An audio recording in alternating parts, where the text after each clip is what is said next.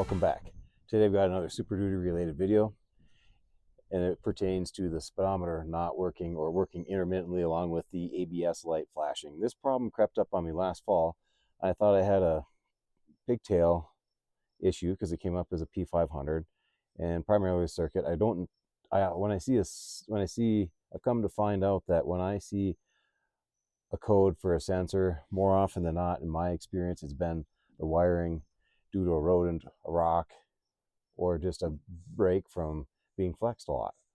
So I went after the issue, after the wiring, because once I replaced the pigtail, I didn't have any issues at all until this week, and it was just a day ago, actually, 2 days ago. It crept up on me, and it was too late. I was on the roll. I had to go.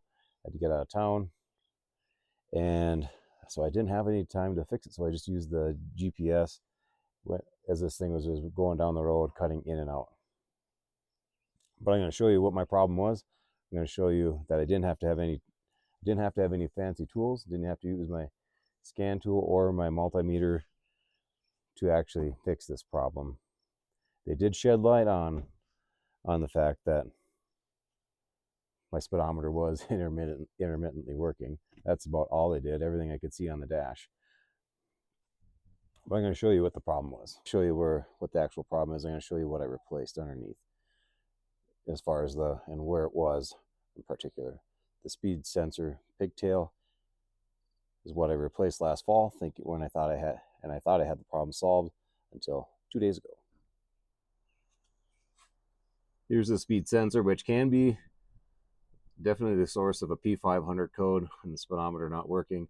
This is the pigtail I'd replaced last fall when I checked the wiring all the way back up to the frame, and I checked it recently, just a no avail. I mean, when I was wiggling things around,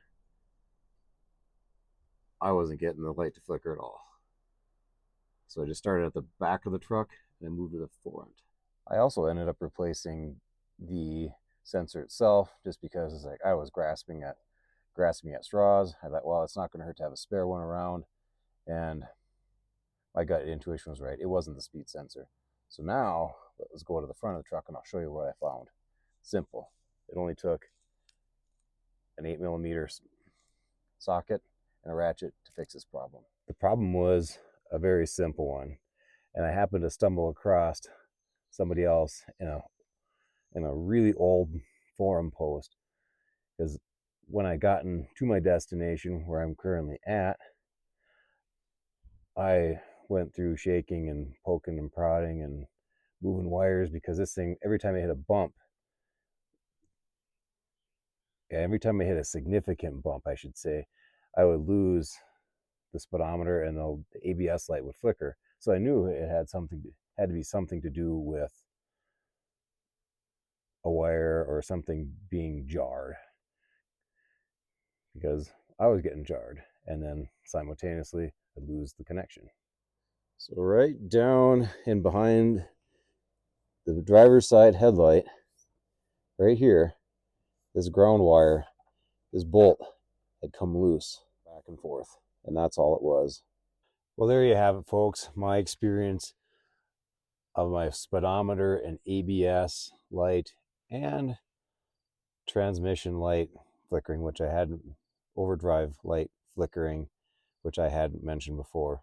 These are all symptoms of a P500 on a 1999 Super Duty pickup, which I also believe applies to 2000, 2001, 2, and probably 3,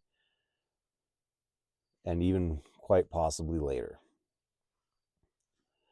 And I say quite possibly later because I lost my speedometer on my 2008 work truck a few years ago. In that case, a rock or something had came up, completely snipped the wires, and the speedometer was flat out gone. ABS light was on. Same sort of, almost the same type of, kind of the same type of scenario, in that the similar lights were all on. But in this case, it turned out to be just that simple ground wire that had come loose. I mean, it's hard to say why it came loose, Maybe it's just time, but I kind of doubt it, as this truck has had a new engine, transmission, and everything attached to the engine replaced in the last 10,000 miles. Basically, I've done a mechanical restoration of this truck, less the mechanicals of the rear axle and the front axle. So with all that said, hands have been on everything, and it's possible, since I'm a human being, that I didn't get that tight enough, and it just, and then just a little bit of vibration caused the ground wire to back off, and I had this issue. I'm thankful that I didn't find any corroded wires or broken wires, because that's not encouraging. You find broken wires, it's like, oh goodness, they're getting brittle. This is the beginning of the end, because this thing needs, that would be the beginning of the end, because this thing needs good wiring to keep this thing running and running well. It's not an old mechanical diesel where it needs one wire, and it's pretty hard to miss one wire if you got one bad wire, if you're trying. But when you have to deduce which wire it is, when you got thousands of them, probably literally thousands of them and hundreds of connections, it's a daunting task. So anyway, I hope this one helps you.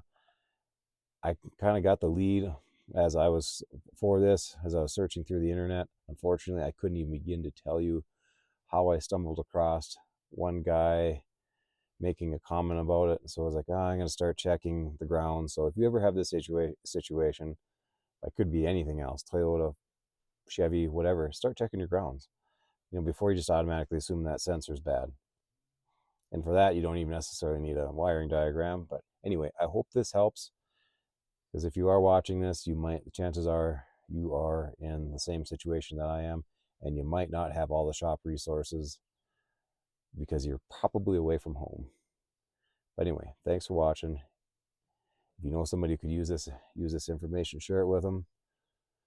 And you guys take care. Adventure on. I'll catch you next time.